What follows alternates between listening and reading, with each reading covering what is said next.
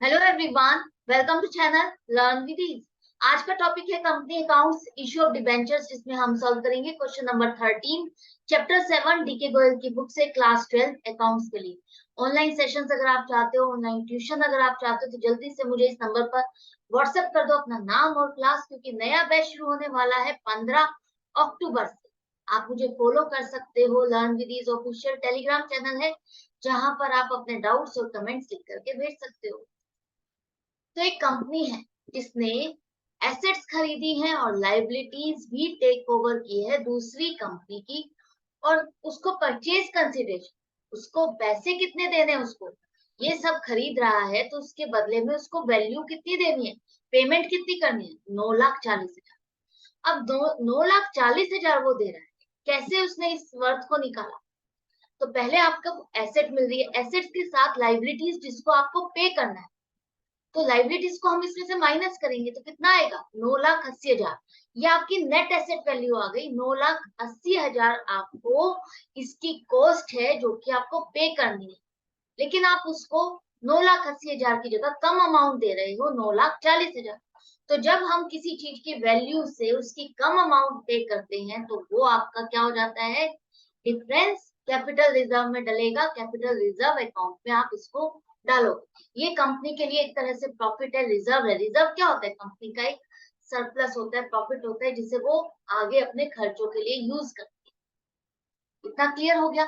अब जो 9,40,000 है वो पेमेंट नहीं की है, परचेज किया है, पेमेंट नहीं की। पेमेंट कैसे कर रही है ये कंपनी? अपनी कंपनी के डिबेंचर्स दे करके। डिबेंचर एक 500 रुपए का, जिसे 6% डिस्काउंट पर अलॉट कर रही है, जिससे वो उसने सामान खरीदा है, उस कंपनी को अलॉट कर रही है। अपनी कंपनी के डिबेंचर्स वो किसको अलॉट कर रही है, जिससे उसने सामान खरीदा है। तो अब आपको ये सारा का सारा जर्नल एंट्रीज बनानी है, और जो कैपिटल लॉसेस हैं वो सारे के सारे इसी साल आपको राइट ऑफ करना है। किस तरह से करोगे देखो। सबसे पहले आपको एसेट्स मिल रही है, तो आपकी बुक्स में रिकॉर्ड होंगी, डेबिट साइड पर डेबिट होगी, 12 लाख से सन्ड्री एसेट्स आपकी डेबिट होगी। इसी तरह से लाइबिलिटीज ले रहे हो, तो लाइबिलिटीज आपकी बुक्स में क्या होंगी, क्रेडिट होंगी, क्रेडिट साइड पर आप रिकॉर्ड करोगे। अब इन दोनों का डिफरेंस कितना आ रहा है आपका, 9,80,000, जो कि आपको उसको पे करना है, लेकिन आप इतना पे करने के बजाय 9,40,000 दे रहे हो, तो जो 40,000 का डिफरेंस है वो आपका क्या बन जाएगा, कैपिटल रिजर्व, जो कि आप नई कंपनी जो टेक ओवर कर रही है उसकी बैलेंस शीट पे ये कैपिटल रिजर्व शो। जैसा कि लास्ट क्वेश्चन में आपने देखा था, आपने जो वैल्यू बन रही थी, नेट एसेट की वैल्यू बन रही थी, अगर हम उससे ज्यादा की पेमेंट करते हैं तो वो हमारी क्या होती है, गुडविल होती है, जिसे हम डेबिट करते हैं, और वो हमारी एसेट्स में शो होती है। लेकिन जब हम वैल्यू से कम की पेमेंट करेंगे, तो वो आपका क्या हो जाएगा, डिफरेंस कैपिटल रिजर्व, और वो आपका लाइबिलिटी साइड पर शो किया जाएगा। कितना क्लियर हो गया? अब 9,40,000 आपको पे करने हैं। 500 रुपए का एक डिबेंचर है, 6% डिस्काउंट, इस पर कितना बनेगा, 30 रुपए। तो अल्टीमेटली आप एक डिबेंचर कितने का दे रहे हो, उसे 470 रुपए का डिबेंचर दे रहे हो, और ये मान के चलोगे कि उससे पूरी पेमेंट आ गई, तभी तो आपकी पेमेंट मानी जाएगी कि आपने उसको कर दी है। तो 9,40,000 के कितनी पेमेंट आपको करनी है, तो उसके लिए कितने डिबेंचर्स अलॉट करने होंगे, डिवाइड कर दो तो आपको नंबर ऑफ डिबेंचर्स मिल जाएंगे 2,000। 2,000 डिबेंचर्स आप अलॉट करोगे, तब जाकर के आपकी ये पूरी पेमेंट उसको होगी। तो आप पेमेंट कर रहे हो तो वेंडर अकाउंट, अगर नाम ना दिया हो जिस कंपनी से आप परचेज कर रहे हो, तो आप क्या यूज करोगे, वेंडर, जिससे आप सामान खरीद रहे हो, वेंडर है। तो वेंडर अकाउंट डेबिट हो जाएगा आपका, 9,40,000 इतनी ही पेमेंट करनी है। और उसके बाद आप डिबेंचर अपने कितने दे रहे हो, 2,000 डिबेंचर 500 रुपए के। आपका जो डिबेंचर है उसकी वैल्यू तो 500 रुपए है ना, आपके सामान की वैल्यू 500 रुपए है, जिसे आप 470 में दे रहे हो, नुकसान में दे रहे हो, तो ये नुकसान आपका है। सामान की वैल्यू आपकी 10 लाख रुपए है, तो आप 10 लाख रुपए ही लिखोगे। डिबेंचर कौन सी तरह का है नहीं लिखा, तो हम सिंपली डिबेंचर अकाउंट लिखेंगे। तो 10 लाख रुपए का आपका एक तरह से क्या है, लोन है। डिबेंचर क्या होता है आपका, लोन है, जो कि आपको इसको पे करना होगा बाद में, आगे चल करके, जिससे आप सामान खरीद रहे हो। तो ये डिबेंचर्स आप उसको दे रहे हो, डिस्काउंट उसको दे रहे हो कि भैया मेरे डिबेंचर ले ले, और इतना डिस्काउंट है इसके ऊपर, वो है। उसके बाद आप उसको जब पेमेंट करोगे तब पेमेंट करोगे। तो 10 लाख रुपए का आप अपने बुक्स में लोन शो कर रहे हो डिबेंचर्स, और जो इसको इशू करने पर आपको जो खर्चा हो रहा है, नुकसान हो रहा है, वो आप अपनी बुक्स में रिकॉर्ड करोगे। 2000 डिबेंचर्स पर 30 रुपए के हिसाब से 60,000 रुपए आप डिस्काउंट ऑन डिबेंचर्स डेबिट करो। खर्चा है, नुकसान है, तो डेबिट होगा।